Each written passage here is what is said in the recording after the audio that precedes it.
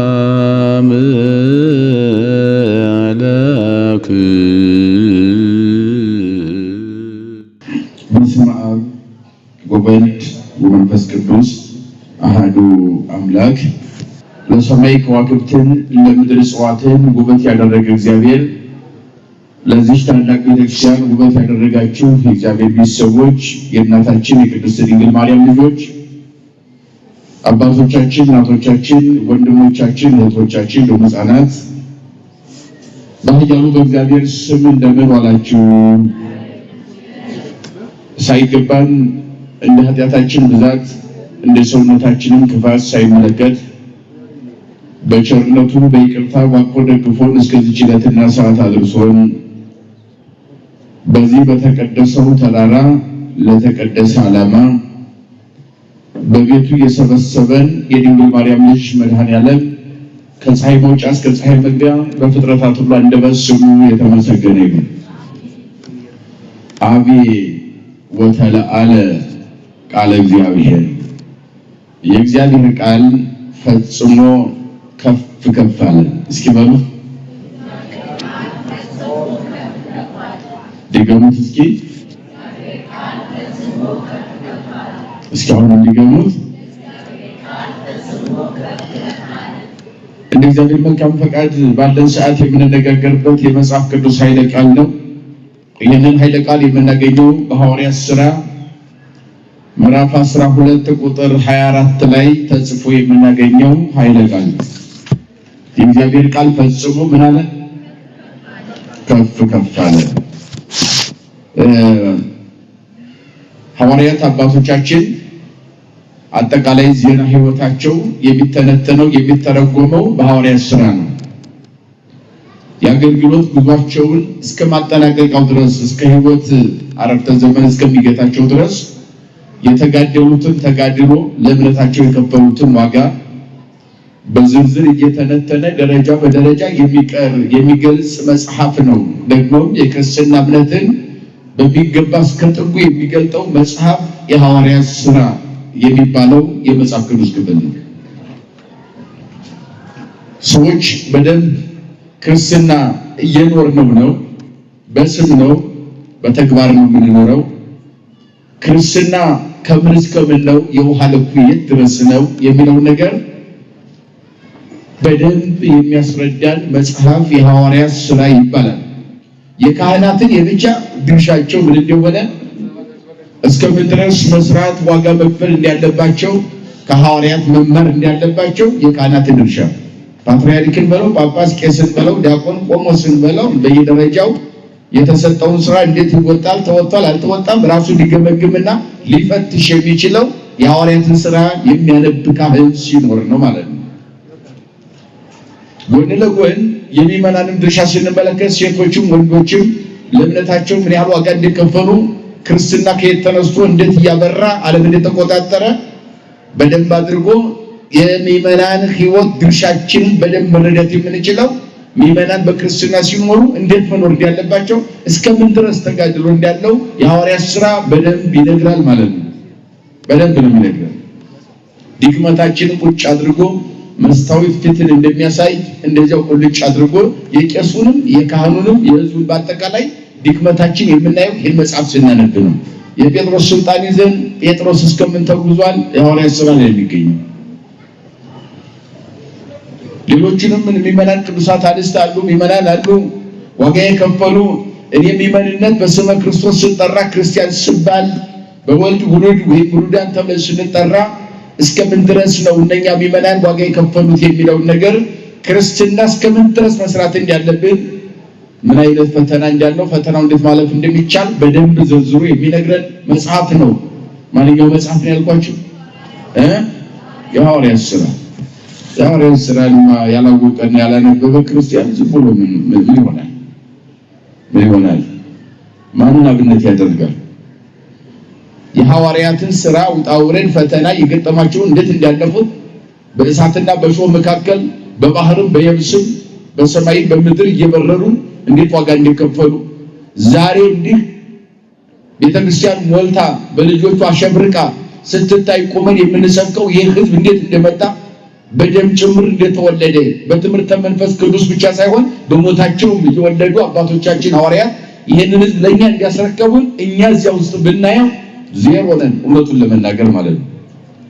ከምናመጣው ህዝብ ይልቅ የምናባረው ስለሚበዛ ሐዋርያት ማየት በዚህ ሐዋርያት ሥራ ላይ ይሄ 12 ምዕራፍን ጠቅለል አድርገን እናየዋለን።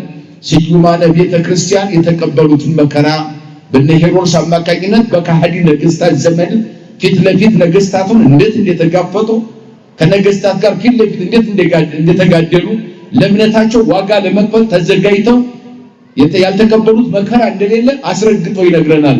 ካህንነት ምን እንደሆነ እረኝነት እስከምን ድረስ እንደሆነ በደንብ ይነግረናል።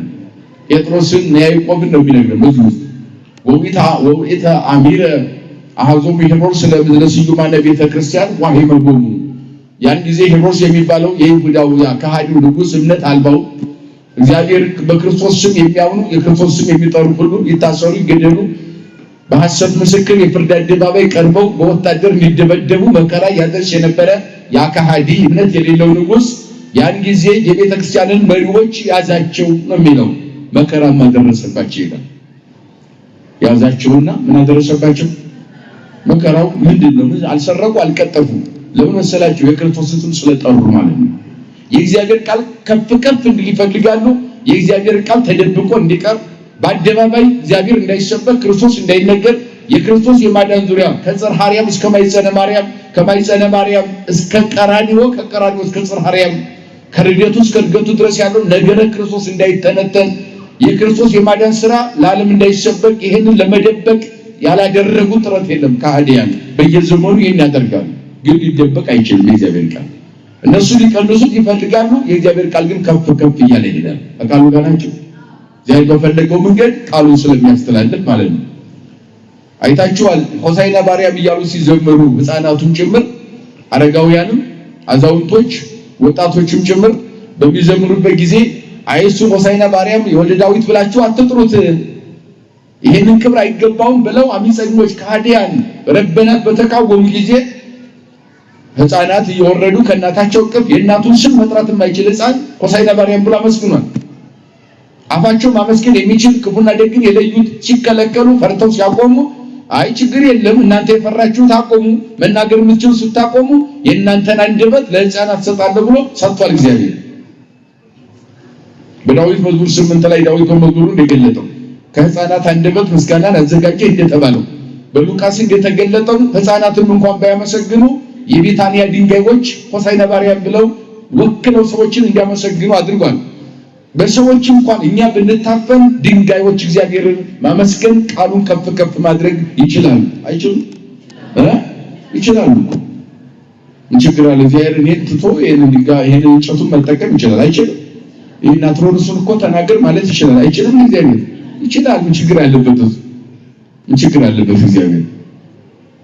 ያን ጊዜ ለእግዚአብሔር ቃል እየተሰበከ በአንጾኪያ፣ በሶማሪያ፣ በቆጶዶቅያ፣ በኢየሩሳሌም በዚህ በሄኖን ዲታራማ በሚባሉ አካባቢዎች በኢየሩሳሌም ከተሞች በይሁዳ ባሉ ሰፈሮች ሁሉ የእግዚአብሔር ቃል እየተሰበከ ባለበት ሰዓት ክርስቲያኖች ስለ እግዚአብሔር ቃል መመስከር ሲጀምሩ እኛ ክርስቲያን ነን ብለው በአደባባይ በአንጾኪያ ሲመሰክሩ አይ ነገርማ ይሄ የእግዚአብሔር ቃል ከፍ ከፍ እያለ ነው፣ ስብከቱ ዓለምን እየተቆጣጠረ ነው፣ አጋንንትን እያሰረ ነው፣ ድውያንን እየፈወሰ ነው። ቃሉ ይሄ ቃል መታሰር አለበት። የኛ ስልጣን በኦሪት የተሰጠንን ሀብታችንን ሁሉ የሚቀማ ነው፣ ያለ ደሞዝ የሚያስቀር ነው ብለው ረበናት ካህናት የተባሉ የአይሁድ ሊቃነ ካህናት ይቃወሙ ነበረ። ክርስቲያኖች አፋቸውን እንዲዘጉ የክርስቶስ ስም እንዳይጠሩ ቃሉ እንዳይነገር ያደርጉ ነበር። እኛ ግን በኃይል እንሰብካለን እንናገራለን ብሎ ጴጥሮስ ፊት ለፊት ተጋፈጣቸው። ያዕቆብም ተከትሎ ጴጥሮስ ጋር የተሾምንበት የተጠራንበት ዓላማው ቃሉን ልንመሰክር ነው። ከቃሉ ጋር ናቸው። ምን ልንል ነው? ከፍ ከፍ ልናደርግ ነው። ዝቅ የምናደርገው አይደለም። አምላካችን የእሱ ቃል ከፍ ከፍ ይሰበካል። አጋንንትም ይታሰራሉ፣ እንደ ጢስ ይተናሉ፣ ድውያን ይፈወሳሉ፣ ሽባዎች ይተረተራሉ፣ የሞቱም ይነሳሉ በዚህ ቃል። ስለዚህን ቃል ማቆም አንችልም አሏቸው። ያዙና ግን አንገላቷቸው፣ መከራ ደረሱባቸው። ይህን እውነት ስለያዙ ወቀተሎ ለያዕቆብ ብሎ ዮሐንስ በሰይፍ የዮሐንስን ወንድም ያዕቆብን ያዘና በሰይፍ ገደለው አለ። ይሃል በቃው ብሎ ያዕቆብን ከገደሉት በኋላ በሰይፍ ቀጥለው ጴጥሮስን ያዙትና እስር ቤት አስገቡት ይላል። እንግዲህ የመጀመሪያው ሰማዕት በመጽሐፍ ቅዱስ በቤተ ክርስቲያንም ከጌታው ቀጥሎ መከራን የተቀበለ እስጢፋኖስ የሚባለው ሊቀ ዲያቆን ቀዳሚ ሰማዕት ነው። ከቃሉ ጋር ናቸው። የመጀመሪያው ሰማዕት ቀዳሚ ሰማዕት ይባላል። አጠቃላይ ይሄ የ40 ዘመን ያ የጨለማ ዘመን ብዙ ክርስቲያኖች የታረዱበት በሮም መንግስታት ዘመን ያ መከራ የተቀበሉበት የሰደዱበት ያ ዘመን ሳይመጣ ቀድሞ የመጀመሪያው ሰማዕት ቅዱስ እስጢፋኖስ ነው። በድንጋይ ተወግሮ በአደባባይ የሚያደርጉትን አያውቁትምና ይቅር በላቸው እያለ ወደ ፈጣሪው ራሱን የወሰደ ይሄደ ማለት ነው። ከዚያ ቀጥሎ ሁለተኛ ሰማዕት የሆነው ያ የዮሐንስ ወንድም ያዕቆብ ይባላል። ሰማዕት ሆነ ይለናል ሐዋርያት ሥራ ምዕራፍ 12 ላይ ወሪዎ ከመ ተፈስሑ አይሁድ አሐዞ ከበለ ጴጥሮስ በበዓለ ፋሲካ ውእተ አሚረ። የፋሲካ በዓላቸው ደርሶ በነበረበት ሰዓት ያዕቆብ በመገደሉ አይሁድ ደስ ሲላቸው፣ አረማውያን ደስ ሲላቸው፣ አሕዛብ ደስ አላቸው። መምህሩ ተገድሏልና ሊቁ ተገድሏልና ምዕመናን የሚያስተምር የእግዚአብሔር ቃል ከፍ ከፍ የሚያደርገው ሲገደል በደስታ ተዋጡ፣ ደስ አላቸው። ፊታቸው በቃ አይ እንዲህ ከተደሰታችሁማ ጨምርላችኋለሁ ብሎ ጴጥሮስን ያዘና እስር ቤት አስገባው ነው የሚለው። ሰው በመግደል ደስ የሚላቸው ያጋንንት ልጆች አሉ። ሰው ሲገደል ደስ የሚለው ሰይጣን የሰይጣን ማደሪያ ነው። የልሙሳነ ስጋ የሚባሉ ሰይጣናት የሚባሉ አሉ። ስጋ የለበሰ ሰይጣን የለም። ምክንያቱም ሰይጣን ተፈጥሮ መልአክ ነው።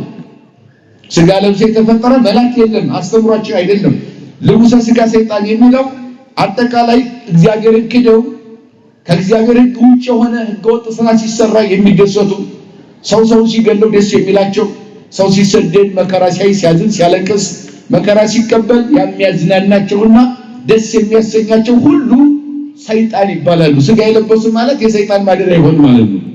እነሱም ተጠቅሞ ሰይጣን የሚጫወትባቸው ያደረባቸው የሰይጣን ማደሪያ ማለት ነው። ስለዚህ ደስ አላቸው። እነሱ እንደተደሰተ አወቀና ፋሲካ በዓላቸው ደርሶ ነበር። እንደዚህ ከሆነማ ፋሲካውን አክብረን እሱንም እንገለዋለን ጴጥሮስንም። ስለዚህ ወደ እስር ቤት እስከዚያው ሰዱት አለ። ይዘው እስር ቤት አስገቡት። አዝቆ ለጴጥሮስ ሞቅጎ ጴጥሮስን ያዙና አሰሩት። ወሰዱት ቤተ ሞቀ ወደ እስር ቤት ወሰዱት። ወደዚያው ማስገቡት ይላል። በግራና በቀኝ 16 ወታደር እንዲጠብቁት ተደረገ። እጅና እግሩ በሰንሰለት እንዲታሰር ተደረገ። ያ ብቻ አይደለም፣ 3 ግቢ በር እንዲዘጋበት ተደረገ። በጽኑ ቁልፍ 3 ነገር የተደረገ። አንደኛ እጅ እግሩ በሰንሰለት ታስሯል። ያልበቃቸው ማሰር ብቻ ጨለማ ቤት አስገቡት። እሱ አልበቃቸው ብሎ ሰንሰለት እጅ እግሩ ታስሮ ያልበቃቸው ብሎ 16 ወታደር አፈሙዝ ደቅነው በሌሊትም በቀንም እንዲጠብቁት አደረጉ። አያችሁ መከራቸው። አባቶቻችን ለእምነታቸው የከፈሉት ዋጋ እዚህ መካከል እኛ ስንመዘን አሁን የኛ ሰባኪነት የኛ ቀዳሽነት የኛ ወዳሽነት እውነቱን ለመናገር ምን ይቆጠራል? አሁን እውነቱን ለመናገር በአባቶቻችን ልክ ሲለካ ማለት ነው። ከዚህ አልፎ ደግሞ ምን ነው እንደው ይሄን ዋጋ መክፈሉን ቀርቶ በስነ ስርዓት እንኳን ቃሉን እያስተላለፉ እንኳን የህዝብ አብነትና ህዝብን የሚያጽናና ዓለም መከራ ሆኖ ዓለም ሸክም ሆኖ ባለበት ሰዓት ሌላ ሸክም ባልሆነ እኛ ራሳችን የተስተካከለ ትምህርት እንኳን አስተምረን ለህዝብና ለካህናት የሚመጥን ትምህርት እንኳን ለይተን ይሄን እንኳን ግንዛቤ ፈጥረን ማስተማር አቅቶን እንደ ዶሮ እየተጫጫን ነው ያለነው። እግዚአብሔር ፈውሱን ይስጠን። በእውነት በጣም ችግር ነው ያለው። እነኚህ አባቶቻችን ግን ታሰሩ። ያኛው በሰይፍ ተገደለ። እሱ በሰይፍ ሲገደል አልፈራም። የነሱ ወንድም ሞቷል፣ እኔም እንደሱ እስከምሞት ድረስ እሰብካለሁ አለ። የእግዚአብሔር ቃል ከፍ ከፍ ይላል። ጴጥሮስ ቢሞት 1000 ጴጥሮስ ይተካላል። አያችሁ፣ ያዕቆብ ሞቷል፣ 1000 ያዕቆብ ይተካላል። በእናንተ ሰይፍ የኛን ገድ ሊቀላ ይችላል፣ የሚቀላ ግን ክርስትና የለም፣ ይቀጥላል። ይሄንን ተናገራቸው። ዛሬውኑ እንገድል ነበር፣ ነገር ግን ፋሲካ በዓላችን ደርሷልና ህዝባችን ይታወካል። በበዓሉ እንዳይረበሽብን በእስር ቤት ቆይ ብለው አስገቡትና 3 መሰረታዊ ነገር አደረጉበት። አንደኛ በሰንሰለት እጅሩን አሰሩት። ሁለተኛ ስንት ወታደር? 16 ወታደር አፈሙዝ ደቅነው እንዲጠብቁት ተደረገ ጨለማ ቤት ውስጥ። ሌላው በሶስተኛ ደረጃ ሶስት ግቢ በር ነው የዘጉበት አንድ ያልበቃ ብሏቸው ይሄን አደረጉበት በሐዋርያው በቅዱስ ጴጥሮስ ነው። ነገር ግን ቅዱስ ጴጥሮስ እስር ቤት ሆኖ ከሌሎቹ ጋር ወይስ የሉ ወጥረሃ በእግዚአብሔር ዘወትር ወደ እግዚአብሔር ይተጉ ነበር ለጸሎት ወሚመናኑ በውጭ ሆነው ይጸልዩልን ነበር። ስለ ጴጥሮስ ቤተክርስቲያን ይጸልዩ ነበር ወይ ቤተክርስቲያን ትጸልይ ነበር ይላል። አሁን እዚህ ላይ ቤተክርስቲያን የሚላት ሚመናን ማለት ነው። ወደ በቆሮንቶስ ላለች ቤተክርስቲያን በቆጶዶቅያ ላለች ቤተክርስቲያን የሚለው ጠቅላላ የሐዋርያትን ሥራ ስታነቡ የጳውሎስ መልእክት የጴጥሮስ ስታነቡ በዚህ ሀገር ያለች ቤተክርስቲያን ሲል በዚህ ያሉ ሚመናን ማለት ነው። በዚህ ያሉ በክርስቶስም የተጠሩ የተጠመቁ ማለት ነው። ክርስቶስን የለበሱ የክርስቶስ ማደሪያ የሆኑ ማለት ነው። ቤተክርስቲያን ትጸልይ ነበር አለ። ሚመናን ያለቅሱ ይጸልዩ ነበር ለመምህሮቻቸው። ዛሬ እኛ ለአባቶቻችን እንጸልያለን ወይስ እንሳደባለን? አሳልፈን ነው የምንሰጠው ወይስ ራሳችን እነሱ እንዲስተካከሉ እንጸልያለን? በቤተክርስቲያን በብሉይ ኪዳን በአዲስ ኪዳን ስንመለከት ለነቢያቱ ይጸልዩ ነበር ይላል። ለምኖቹ እነማን ሚመናን? ለካህናቱም እነ ዘካርያስ በቤተ መቅደስ ሲቆይ ምን ነው ቆየብን? ምን ነው ዘገየ? ከቀድሞ ሰዓቱ ዘገየብን፣ ለምን በሰዓቱ አልወጣም ብለው ይጸልዩልን ነበር ይላል። እዚህም ላይ ጴጥሮስ ታስሯል። ለጴጥሮስ ግን እንቅልፍ አጥተው ሚመናን ይጸልዩ ነበር፣ ለመምህራቸው ይጸልዩልን ነበር። አንዳንድ ጊዜ እኮ የኛ ጠማማ ልብ እኮ ሊቃና ይችላል። እናንተ ብትጸልዩ የኛ መደነቃቀፍ እኮ ሊቃናልን ይችላል። እግዚአብሔር ሊደቅመን ይችላል። አይጠረጠርም እግዚአብሔር፣ ምክንያቱም ከእናንተ መካከል ንጹህ ስለሚኖር ማለት ነው። ግን እናንተም አውጋጅ እኛም ጥፋተኞች ነን፣ ተያይዞ ወደቆ እግዚአብሔር ሁላችንም ልባችን ያቅናልን። አሰቡት ይላል ሚመናን ይጸልዩልን ነበር ይላል። ለእግዚአብሔር ምን ይሳነዋል? እነሱ ለፋሲካ ነገ ወዳ አደባባይ አውጥተን ካመነ ከካደ እሺ ካደ እግዚአብሔርን ጣዖት ካመለከ ሰየው ካላመለከ ከነገ በኋላ ባላችን አክብረን አደባባይ ላይ በሰይፍ ጴጥሮስን እንገድለዋለን ብለው ቀጠሮ ይዘው ነበር። ለቀጠሮ የሚያበቃቸው ደግሞ እንዳይጠፋ በሰንሰለት ታስሯል። ወታደር አለ 16 ወታደር፣ ጨለማ ቤት ነው፣ 3 በር ተዘግቶበታል። ይሄ ሁሉ ትብት እኮ ከእግዚአብሔር ምንም እንትን አይችልም አይደል? እግዚአብሔር ይገድበው እንዴ? ሁሉ አሁን የበር መዘጋት እንጨት ድንጋይ ተዘጋ፣ ብረት ታሰረ አልታሰረ ለእግዚአብሔር ምን ነው እንደ ቅጠል ያረግፈዋል እግዚአብሔር አይደል? የተጠመደን ወጥመድ ሰብሮ ያሳልፋል እግዚአብሔር። አያችሁ፣ የተቆፈረ ጉድጓድ ደፍኖ እግዚአብሔር ያሳልፋል። አይችልም እግዚአብሔር? ይችላል እኮ እግዚአብሔር። ይሄን ሁሉ አደረጉ፣ ደከሙ እነሱ። ወታደሩን ተሰበሰበ፣ አፈሙዝ ተሸክሞ እዚያው ተኝቶ እንቅልፋቱ ያድራል። ጴጥሮስ ገና ይጠብቃሉ። በርም ተዘጋ፣ ቁልፍም ተቆለፈ። ብረት ሲያስሩ ዋሉ አደሩ። ሰንሰለቱም ታሰረ እጁ ላይ። ወረደ መልአክ እግዚአብሔር፣ የእግዚአብሔር መልአክ ከሰማይ ወረደ። ወዋ ውስተ ቤተ ሞቅህ አለ ጴጥሮስ ሐዋርያው ወዳለበት በመንፈቀ ሌሊት 16 ወታደር እንቅልፍ ላይ እንዳለ መሳሪያውን ተኝቶ ሁሉም እንቅልፍ ላይ ነው ያለው። ጴጥሮስ ራሱ እንቅልፍ ላይ ነው ያለው። በየት እንደገባ አይታወቅም። በር መክፈት አያስፈልገውም። ረቂቁ የእግዚአብሔር መልአክ አስቡት፣ ከነፍስ 7 እጥፍ የሚረቅ መልአክ። ነገር ግን እስር ቤት ገብቶ ጴጥሮስ ጎን ነበረ ቅዱስ ሚካኤል የእግዚአብሔር መልአክ። እስር ቤት ውስጥ መልአኩ ገብቷል። በር መክፈት የማያስፈልገው ረቂቅ መልአክ ነው። ወደ እስር ቤት ገብቶ ጴጥሮስ ጎን ሆኖ መልአኩ ሁሉም ተኝተው በነበረበት ሰዓት ወጎሉ ገበቡ ጴጥሮስን ጎኑን ዳሰሰው ይላል መልአኩ። ሁላችን በምሕረት ይዳሰን እግዚአብሔር። አዎ ጴጥሮስ ምን አለው? ጎኑን ምን አለው? ዳሰሰው በእጁ። የእግዚአብሔር መልአክ ዳሰሰው። መልአኩ ሲዳሰሰው ወተሰብራ መዋቂት ምደዊቆ ምገሪቆ። መጀመሪያ እግሩ በምን ታስሮ ነበር? መልአኩ ሲነካው እንደ ቅጠል ረገፈ ሰንሰለቱ ይላል። እንደ ቅጠል እሳት ሲበላው ቅጠል ይረግፋል አይደል? ከእጅና ከእግሩ ሰንሰለቱን ተቆራረጠና እንደ ቅጠል ረገፈ ይላል። ከዚያ ቀጠለና ጴጥሮስን ተነሳለውና ጎኑን ነካውና እና ተከተለኝ አለው። ያ እንደ ከሰንሰለቱ እንደ ቅጠል ረግፎ ሲነሳ ጴጥሮስ እንቅልፍና ሰው ነበረ። መልአኩ ይረዳው እንደሆነ በደንብ አልተረዳም ነበረ። ፈጽሞ እንቅልፉ አልለቀቀውም ነበረ። ነገር ግን ተነስቶ መልአኩን እና ተከተለኝ ሲለው መልአኩን ይከተላል። 16 ወታደር ግን ተኝቶ ቀርቷል። እዚህ ጴጥሮስ ተከተለኝ ሲለው እሺ ብሎ ጴጥሮስ ይከተላል። እንቅልፍና ሰው ሆኖ ገና በደንብ አልለቀቀውም፣ ግን ይከተላል። መልአኩን ባይኗ ያየው ዳሶት ግን እንደ ቅጠል አርግፎ ለሰንሰለቱን እየተከተለ ነው። መጀመሪያውን በር ሲሄድ ጴጥሮስ በር የሚከፍት የለም፣ ግን በሩ ተከፈተለትና አለፈ ይላል። ስንት በር አለ? አዎ አሁንም አልፎ ሂዶና ተከተለኝ ሲለው መልአኩ ይከተላል። እዚያኛው በር ላይ ሲደርስ በሩ ይከፈታል። በር የሚከፍት ግን የለም። ሶስተኛውን በር ሲሄድ አሁን ሶስተኛው በር ተከፈተና ጴጥሮስን አሳለፉ። ከተዘጋበት በር ሁሉ ጴጥሮስ ወጥቶ ውጭ ላይ ከሆነ በኋላ ወደ ልቡ ተመለሰና እንቅልፉ ለቀቀው። እንዲህ ብሎ መሰከረ፣ በአማን ፈነው እግዚአብሔር መልአኩ አድኅነኒ እምኔሆሙ ለሕዝበ አይሁድ። እግዚአብሔር በእውነት መልአኩን ልኮ ከነዚህ ክፉዎች ከአይሁድ እጅ አዳነኝ አለ። ክብር ለአምላካችን ይሁን። እግዚአብሔር እንዲህ ይረዳቸዋል። አያችሁ፣ በእምነት ስንጸና መልአክ ይወርዳል። እምነት እኮ መልአክ ያወርዳል። ይመናል መልአኩ ከኛ ጋር መጥቶ እስር ቤት ሲገባ እስር ቤት መልአክ ይገባል። አያችሁ፣ መልአክ የሚያስረው የለም፣ የታሰረ ግን ይፈታል። አያችሁ፣ ወታደሮቹ እዚያው ተግተው ቀርተዋል። በሩም ተከፍቷል፣ ሰንሰለቱም ተቆራርጧል። ጴጥሮስ ወጣ። እነሱ ከነገ ወዲያ ጴጥሮስን መከራ እናደርስበታለን፣ በሰይፍ እንገለዋለን፣ ወይም በፍርድ አደባባይ እናቆመዋለን፣ ወይም ሃይማኖትን እናስኪደዋለን። ብዙ አጀንዳ ይዘው ነበረ። ሁሉንም አጀንዳ እግዚአብሔር ወደ ሕይወት ቀይረው። ክፉ አጀንዳችንን ሁሉ አምላካችን ይቀይርልን። አዎ ከዚያ በኋላ የእግዚአብሔር መልአክ ሰንሰለቱን ቆራርጦ ከዚያ ሁሉ ከተዘጋበት በር ጴጥሮስን አወጣ።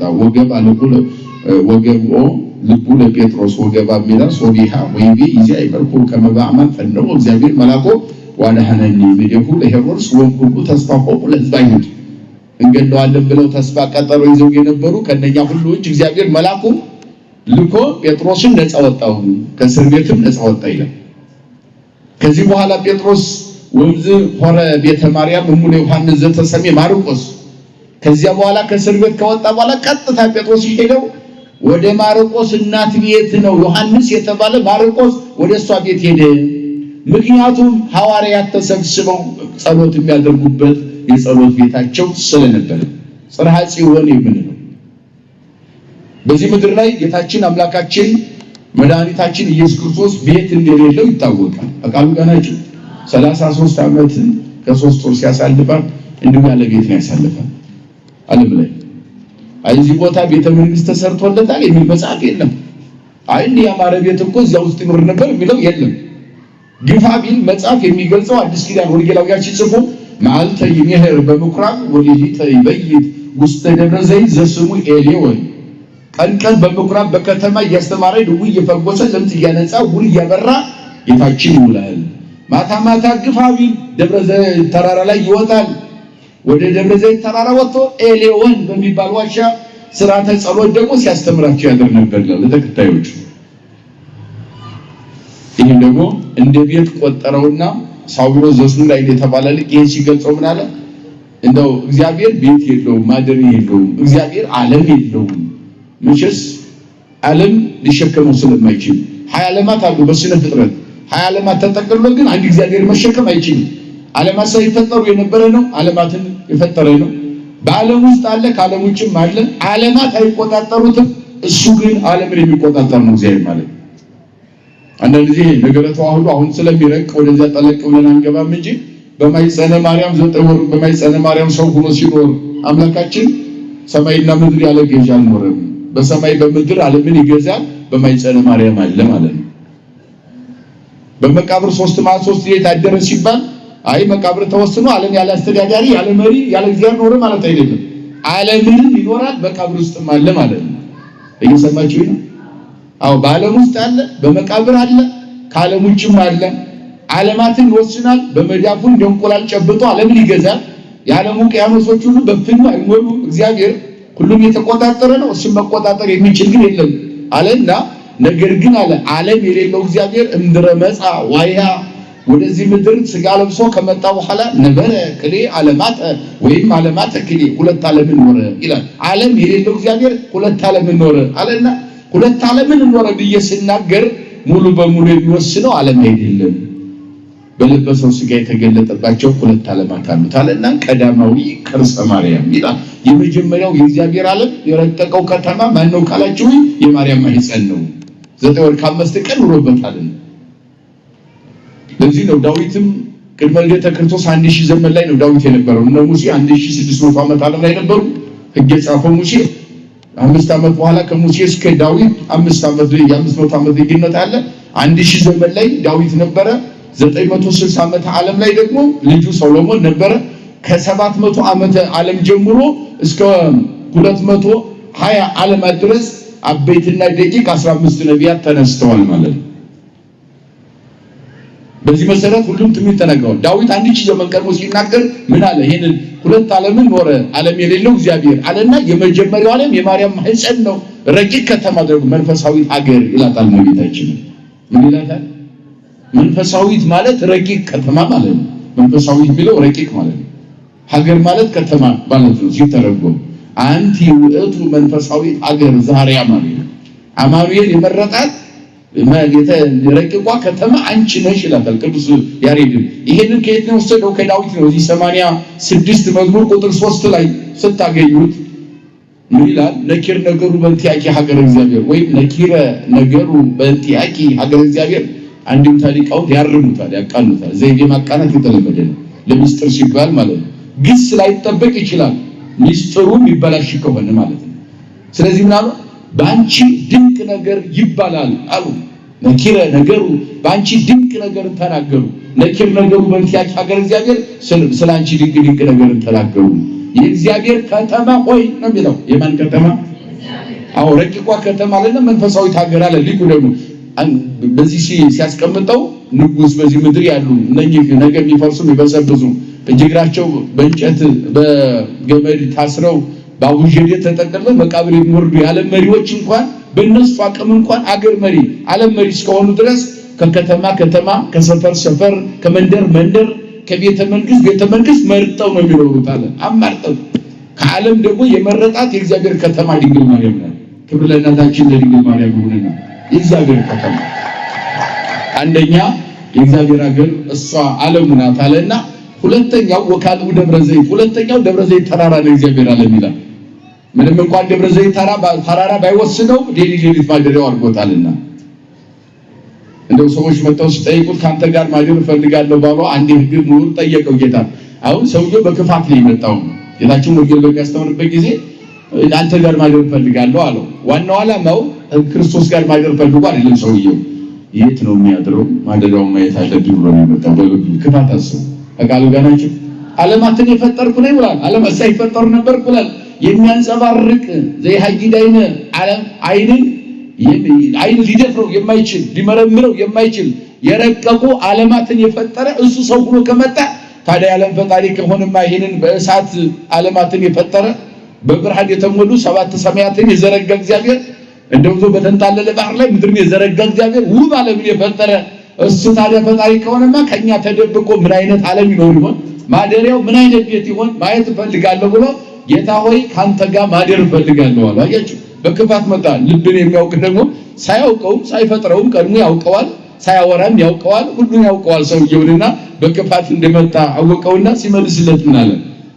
ሰውየው በሽንገላ መጣ፣ እሱ ሽንገላ አልመለሰለትም። እውነትን ነው የተናገረው። ምን አለው? ላይዋፈ ሰማይኒ ምጽላል ሆኑ የሰማይ ወፎች ቤት ያላቸው ቢያንስ እንኳን ከሰው ቤት ተጠግተው ቤት ይሰራሉ። ደግሞም ከዛፉ ከእንጨቱ ከአጥሩ ተጠግተው ቤት ሰርተው ይኖራሉ። የሰማይ ወፎች እንኳን ምን አላቸው? አረ ንገሩኝ፣ ቤት አላቸው። ወለቆናጽልኒ ግበበቦሙ አራዊትኒ ለቀበሮችም ደግሞ ግበበ ምድር አለ። ይሄ ምድር ሰንቃጣ አለ። በየድንጋው በየእንጨቱ ስር እነሆ ጉድጓድ አለ፣ ዋሻ አለ። እነኛም ወደዚያ ቀበሮችም ዋሻ ለዋሻ ያድራሉ። ማደር ያላቸው እግዚአብሔር ባወቀ የተሰነጠቀ ዓለት ያዘጋጃልና በዚያ ውስጥ ያድራሉ። ሁሉም መጠጊያ ያለው አለ። ወልደ ጓለሚያውስ አልቦቱ ምጽላል ሀበ ያሰምክ ርሶ እኔ ግን አለ የሰው ልጅ ግን እኔ አለ ራሴን ማስጠጋበት ቤት የለኝም ነው። አያችሁ ለሁላችን ቤት ያለው ቤት የሆነ እግዚአብሔር ማደሪያ የሆነ እግዚአብሔር እኛን የሚያኖር እግዚአብሔር ቤት ሳይኖረው ይቻለም አስተናግደዋለች።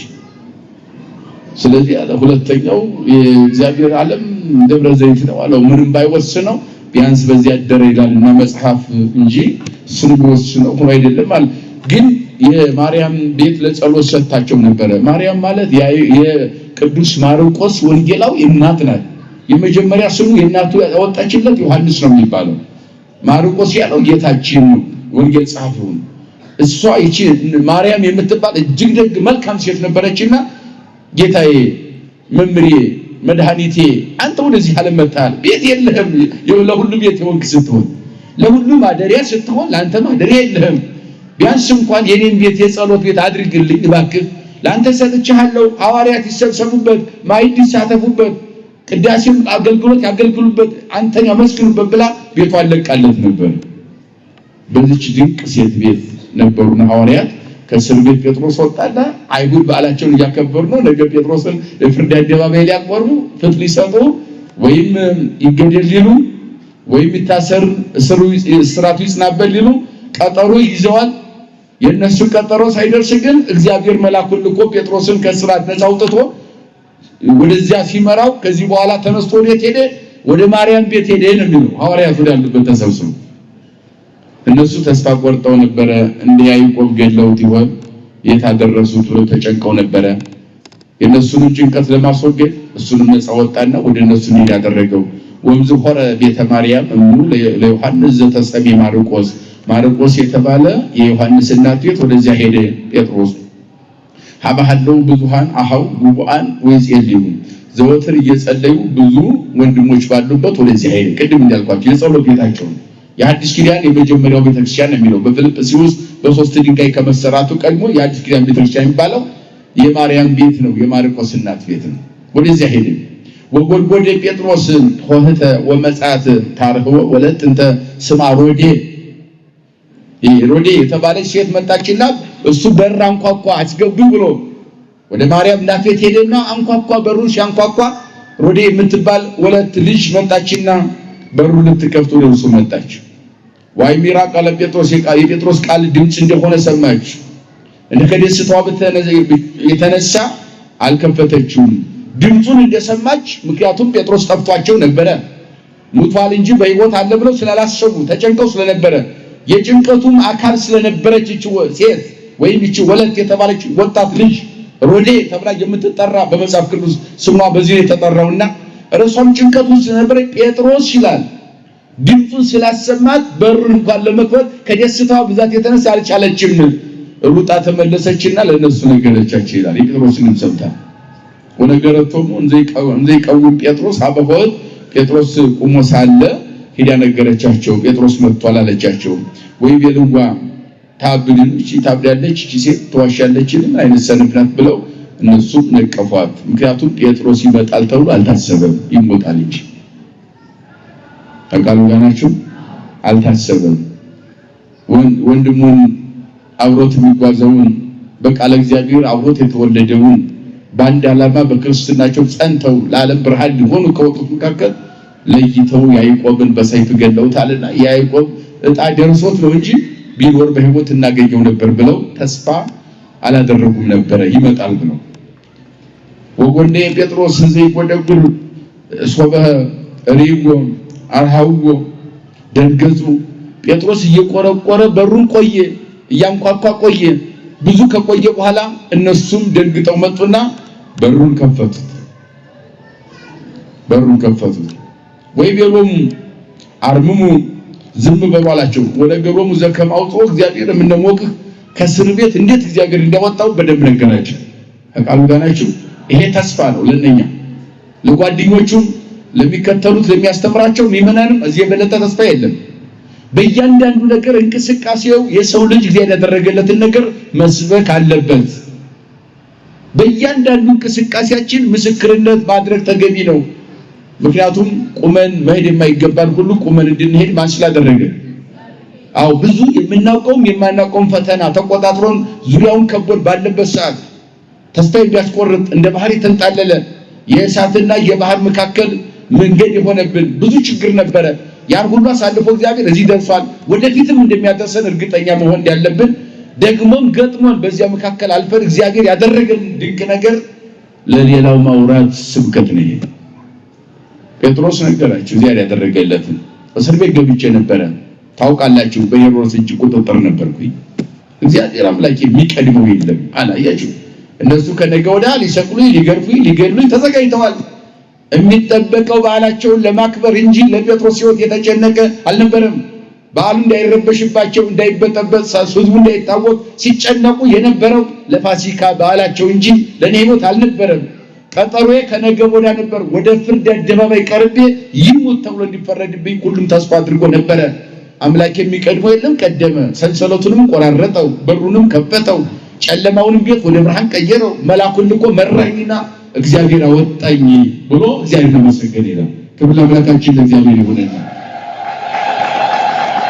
ዘከመውጡ እግዚአብሔር ምንነው እንዴት እንዳወጣው ወይ ገቦሙ ንግርጎሙ ለያዕቆብ ወለኩሎሙ ሐዊነ ዘንተ ይሄንን ሁሉ ያወቁትን ለእናንተ እንደመሰከርኩላችሁ ለሌሎችም ንገሯቸዋል። ሂዱና ንገሯቸው። ወወጣ ወሆረ ካይበ ቤተ ከዚያ ወጥቶ ከዚያ በኋላ መልሶ ወደ ቤት ሄደ። ወጣ ቢሆን ታውቁ ሰገራት ከዚህ በኋላ ጴጥሮስን ተነስተው እንደኛ ጧት ከነጋ በኋላ ጴጥሮስ በመንፈቀ ሌሊት መልአክ ይዞት ወጥቷል። በሩ ሁሉ ተከፋፍቷል። ሰንሰለት ተቆራርጦ እንደ ቅጠል ረግፎ እስር ቤት እዚያው አመድ ሆኖ ቀርቷል። ጴጥሮስ የለም። 16 ወታደር ጧት ከእንቅልፋቸው ተነሱ፣ ግን ጴጥሮስ የለም። በዚያን ጊዜ ታወኩ ይላል። ምናምን ታወኩ። ምክንያቱም ጥሩ ደሞዝ ተከፍሏቸዋል፣ ጥሩ ገንዘብ ተሰጥቷቸዋል። ጴጥሮስን ይዘው ለፍርድ እስከሚቀርብ ድረስ የትም እንዳይነቃነቅ እንዲጠብቁ ጥሩ ብር ተከፍሏቸው ተቀጥረው ስለነበረ የት ሄደ? ገንዘቡ ሲቀርብን በህይወታችን ላይ ንጉስ ሄሮድስ ያዘዘው ትእዛዝ አለ። በእኛ ህይወት ነው የጴጥሮስ ሞት ወደኛ ተቀየረ ማለት ነው ብለው ታወኩ ይላል። እግዚአብሔር ምን ችግር አለበት? አሳሪውን ያስራል፣ አሳዳጁን እንዲሳደድ ያደርጋል። እግዚአብሔር ከፈለገ ቤተ መንግስቱን ወደ እስር ቤት፣ የእስር ቤቱን ወደ ቤተ መንግስት ቀይራል እግዚአብሔር። ይሄ የመጽሐፍ ቅዱስ ቃል ነው። በቤተ መንግስት በፈርዖን ቤተ መንግስት በክብር የሚኖሩ ህልም ተርጓሚዎች ሁሉ ንጉስ ህልም አይቶ ታወቀ፣ ተጨነቀ፣ የሚተረጉምለት አጣ። ተርጉሙ አላቸው። እነኛ ጠቢባን የሚባሉትን የቤተ መንግስቱን አድራጊ ፈጣሪዎች ተርጉሙ አላቸው። ንጉስ ወይ እንዴት ይተረጎማል? ሊመጣልን አልቻለም አሉት። እግዚአብሔርን ያላመነ እንዴት ህልም ይተረጉማል? አልቻሉም። ከዚያ በኋላ አፋቸውን ከፍቶ ፊታቸውን ጸፍቶ ሲያናግራቸው በእስር ቤት የሚኖር እኮ ወንድሞቹ ሽጠውት ግብጽ የመጣ እስር ቤት ውስጥ ያለ ዕብራዊ ልጅ አለ፣ ዮሴፍ ይባላል፣ እሱ ይተረጉምላል አሉት። አንጡት አላቸው። ዮሴፍ ሲተረጉመው ያንን ትርጉም አይ እንግዲያውስ ዮሴፍ ቤተ መንግስት እናንተ እስር ቤት አለ ንጉሱ። ዮሴፍ ቤተ መንግስት ገባ፣ እነኛ ደግሞ ቤተ መንግስቶችን ወደ ስራ ወረደ። እግዚአብሔር በሁሉም ሰፍሮ ይሰጣል በልኩና በመጠኑ። እግዚአብሔር የጊዜ ጉዳይ ነው የሚሆነው። ስለዚህ እነዚህ ታወቁ፣ ተጨነቁ። ከጴጥሮስ ጋር እግዚአብሔር ነው ያለው፣ ከነሱ ጋር ያለው መሳሪያ ነው። ከቃሉ ጋር ናቸው። ይሄ ምንም በዚህ ምድር ላይ የሚደቀደቀው መድፍ በለው እንደ እሳት የሚተፋ ሚሳኤል በለው ይሄ ሁሉ በእግዚአብሔር ዘንድ አመድ ነው። እኔ ጌታ አመድ ትቢያ ነው። እግዚአብሔር ካለ ሁሉን ትቢያ ያደርጋል። ይሄን ሁሉ ትቢያ አድርጎ ህዝቡን ይታደጋል። እግዚአብሔር ዓለም የሚወነጭፈውን እውነታ አሁን እያያችሁት ነው። ዓለም ይታወቃል። በዚህ መካከል ሰው ይተርፋል ተብሎ አይታሰብም። እግዚአብሔር ደግሞ እያተነነ አንዱን ባንዱ ይጠብቃል ህዝቡን። እና እዚህ ላይ እነሱ የሰባራ መሳሪያ ይዘው በመሳሪያ የሚመኩ እዚያው ተኝተዋል።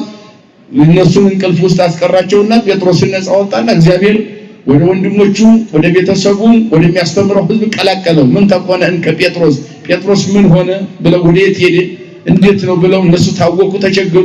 ምን ሆነ ወዴት ሄዶ ነው አሉ። ያዙና ለፍርድ እንዲታቀርቡ ተብለን ተሹመን ለጃውን ብዙ ገንዘብ ተከፍሎ የት ሄደ ብለው ተጨነቁ ወታደሮቹ።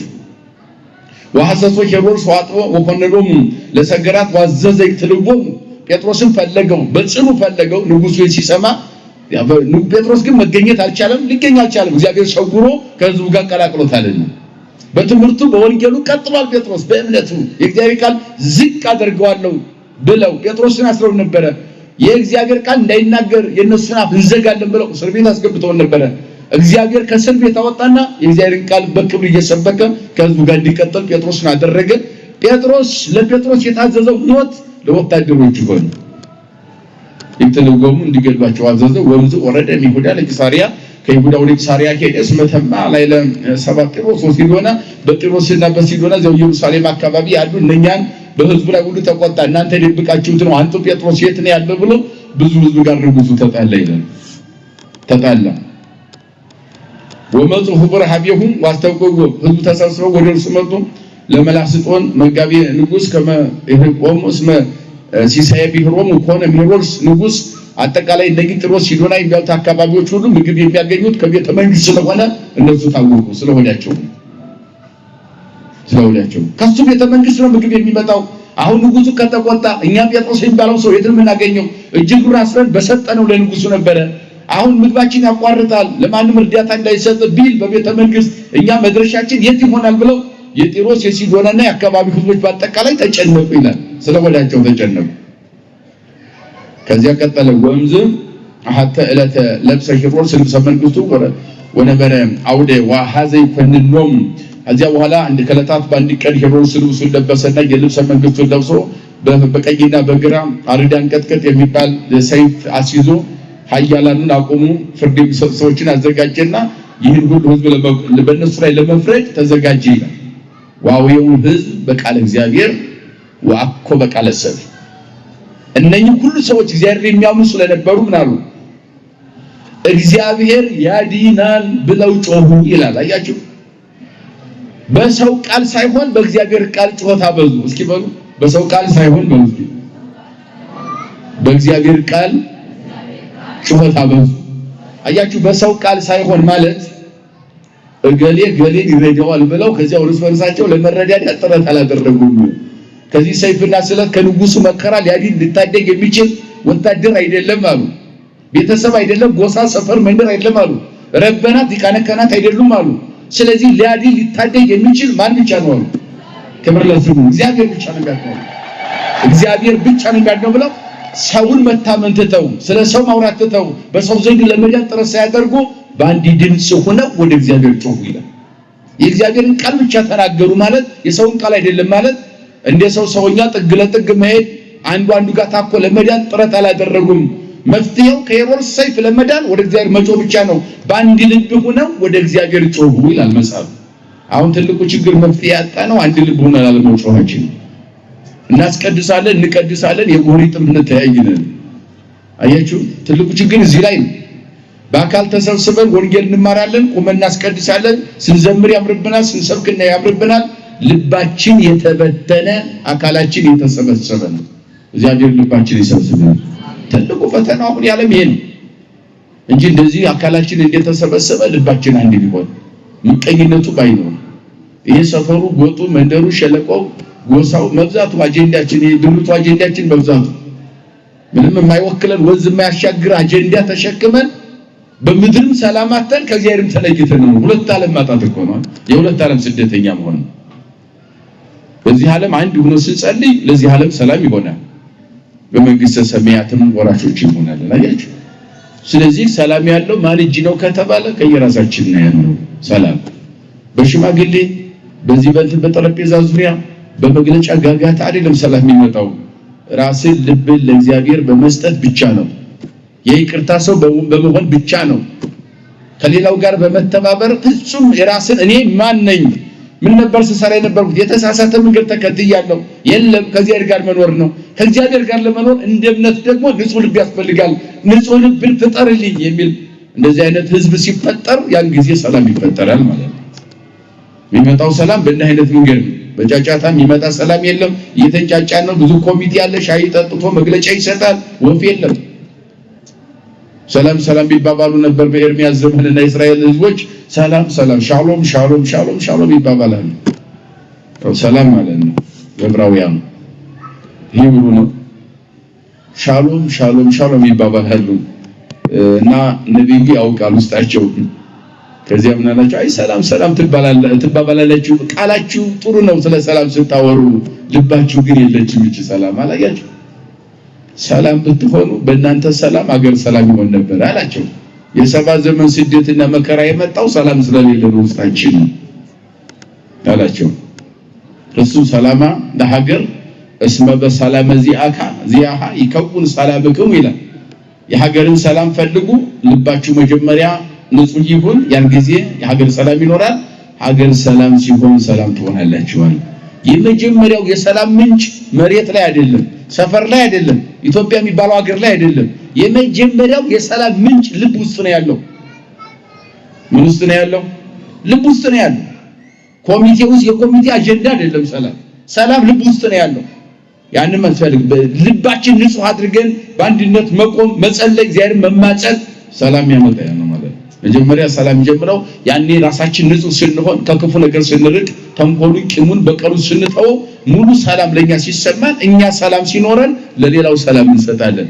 እኔ እየታወቅኩ ለጎረቤቴ ሰላም እንሰጣልችን ሰው ራሱ ጋር መታረቅ ያለበት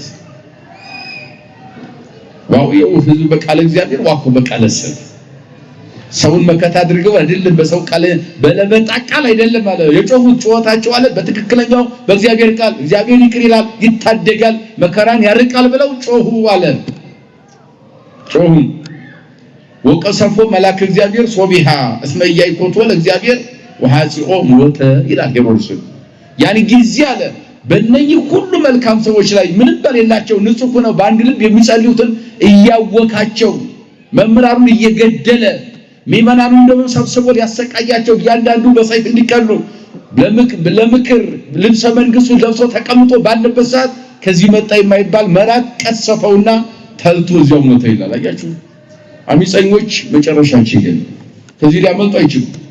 ከሰው ማምለጥ ይቻላል፣ ከእግዚአብሔር ግን ማምለጥ አይችልም። ሞት የሚባል ኃይለኛ ማሰሪያ አለ። እጅግን አስሮ መቃብር ያወርዳል። አያችሁ በእሱ አማካኝነት መቃብር ይወጣል። ትንሣኤ አይቀርም ለኃጥአንም ለጻድቃንም። የዘላለም መቃብር ደግሞ በዚያ ገሃነመ እሳት ይባላል።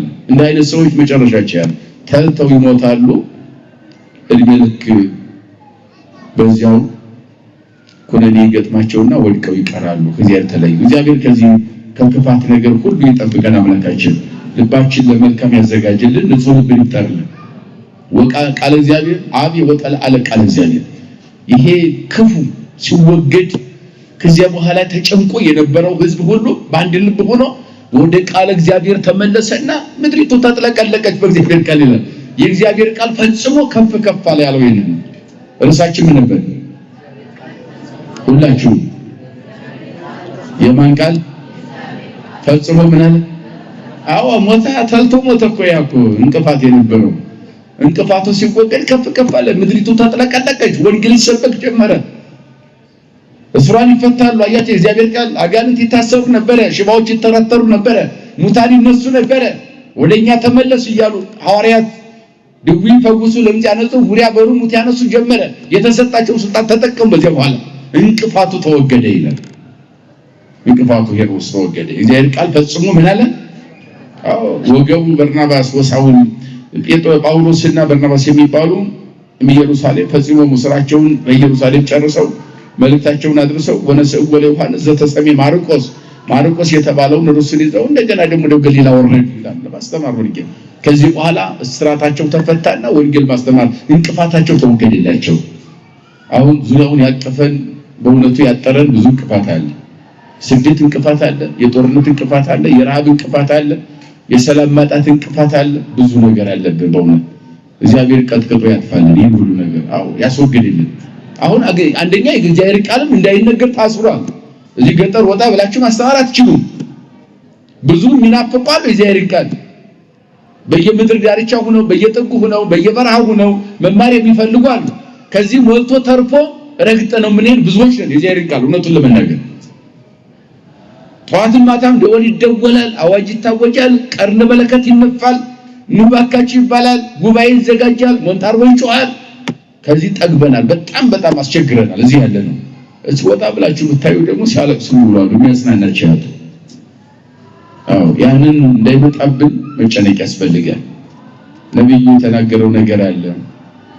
በኋለኛው ዘመን ረሃብ ይመጣል አለና ረሃብ ስላችሁ የእንጀራና የወጥ ጉዳይ የእህል ጉዳይ እንዳይመስላችሁ አለ። የሚበላ ቃል እግዚአብሔር ረሃብ የቃል እግዚአብሔር ረሃብ ብሏል። እንደዚህ ህዝቡ በጣም በቃሉ ላይ አምፀው ስለነበረ ማለት ነው። አሁን ወደ ቃሉ መመለስ፣ አሁን ንስሐ መግባት፣ አሁን ንጹህ ልብ እንዲፈጥርልን በአንድ ልብ ሆኖ መጸለይ ማልቀስ የምንችልበት ሰዓት ነው። አሁን ሌላውን ተውትና ይሄ ለአስራ በሰማይ የሰማይ መስኮቶች እኮ እንዲከፈቱ በራሱ ለቅሶ ያስፈልጋል አይደል? አሁን እዚህ ነው ዝናብ ያው ምንና ምን ዝናብ ከተማ ይለቅም ነው ይባላል። እዚህ ዘንባል ገጠር እኮ በለቅሶ ላይ ነው ያለው ታውቃላችሁ። አው እያለቀሰ ነው ያለው። እንደው እውነቱን ለመናገር እዚህ ባይዘን ይሻላል። ምን ይሰራል እዚህ? በእርግጥ የቆሻሻውን ለማጠብ ለሆነ ነገር ጥሩ ነው፣ ደስ ይላል። ክረምቱም ስለሆነ ግዴታ ነው። ይሄ የሚዋረድ ዘመን የሚፈራረቅበት አንዱ ፍትሐ እግዚአብሔር የሚታወቅበት ክረምት ስለሆነ ማለት ነው። እግዚአብሔር እንደማያዳላ ነጭ ጥቁር ቀይ የማይል ረጅም አጭር ወፍራም ቀጭን የማይል አምላክ የማያዳላ ከመሆኑ የሚታወቅበት አንዱ ትክክለኛ ፈራጅ መሆኑ ከሚታወቅበት መሰረታዊ ነገር ሶስት ነገሮች ብለው አንደኛው ሞት ነው አሉ። ሞት ለሁሉ ነው የሚሰጠው። አንተ ባለጸጋ ነህ፣ አንተ ድሃ ነህ፣ ላንተ ላዳላ ጎሳ የለው ሰፈር የለው መንደር የለው ሞት ይጠርጋል። ጉዳዩ የሚሆነው ቅደም ተከተላችን ቀናችን ብቻ ከሞት ማምለጥ አይቻልም። ለምን ፍትሐ እግዚአብሔር አድሎ ስለሌለበት ለእናቱም እንኳን እኮ ነይ በሞት ነው ወደ ቤት መጫው አይደል? አዎ እኔም እኮ በመቃብር አልፌ ነው የመጣሁት አለ እኮ ራሱን ባለቤቱ። ይሄ ፍትሐ እግዚአብሔር የሚታወቅበት ነው። ሁለተኛው ማለትና ሌሊት ነው። በጨለማውንም ለሁሉ እኩል ያመጣል፣ ብርሃን ለሁሉ እኩል ያመጣል። አይ ጨለማው ለእናንተ ብቻ ነው፣ ብርሃን ለእናንተ ብቻ ነው አይልም እግዚአብሔር። ስለሚያምነውም ስለማያምነውም ብርሃን ያመጣል፣ ጨለማን ያመጣል። በጨለማ እናርፋለን፣ በብርሃን እንሰራለን አይደል? እግዚአብሔር እውነተኛ ፈራጅ ነው። ሶስተኛው ክረምትና በጋ የሚባለው እነኚህ የእግዚአብሔር እውነተኛ ፈራጅነት የሚታወቅባቸው የፍትህ መንገዱን የምናረጋግጥበት ሶስቱ መሰረታዊ ነገር ናቸው። ደግሞ እንደዚህ ትንሽ ዘግየት ሲል ዝናቡ ያስጨንቃል፣ እንስሳቱ ይጨነቃሉ፣ ህዝቡም ይጨነቃል። ስለዚህ በአንድ ልብ ሆኖ መጸለይ የሰማይ መስኮቶችን ያስከፍታል። አዎ ወደዚህ ማልቀስ ያስፈልጋልና ደግሞ የእግዚአብሔር ቃል ከፍ ከፍ የሚል ሁላችንም የራሳችን አስተዋጽኦ ማድረግ ከኛ ይጠበቃል። የአባቶቻችን የህይወት ጎዳና ክርስትና እንዴት እንደሆነ እንደው ካህናት አባቶችም ጴጥሮስን ስልጣን የያዘ ሁሉ ጴጥሮስን መምሰል እንዳለበት በመከራ ማለት እንዳለብን ያስተምረናል። እኛም ምእመናኑ ደግሞ በአንድ ልብ ሆኖ መጸለይና መተሳሰብ እንዳለብን ምእመናን እዚህ ምዕራፍ ላይ ያስተምረውናል። እነዚህ ነገሮች ለመተግበር ጥረት ማድረግ ከማን ይጠበቃል? የመከረን የገሰጸን ያስተማረን የሰራዊት ጌታ እግዚአብሔር አምላካችን ከፀሐይ መውጫ እስከ ፀሐይ መግቢያ በፍጥረታት ሁሉ አንደበት ስሙ የተመሰገነ ይሁን።